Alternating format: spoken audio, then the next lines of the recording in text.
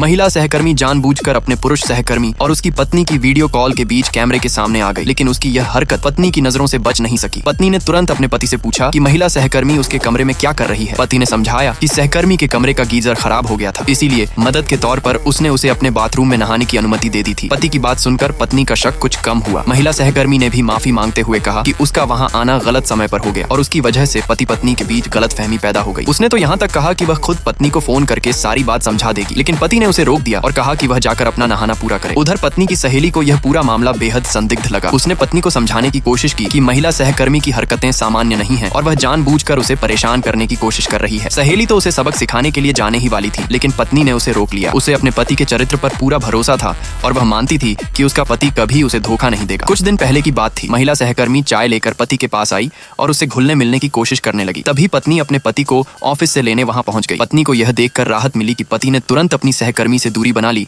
और साफ शब्दों में कहा कि वह शादीशुदा है। पति ने अपनी गर्भवती पत्नी को प्यार से बैठाया और उसका ख्याल रखा। दोनों के बीच का प्रेम देखकर महिला सहकर्मी भीतर ही भीतर जल उठी। हालांकि उसने अपने चेहरे पर कुछ जाहिर नहीं होने दिया। उसने अपना परिचय देते हुए कहा कि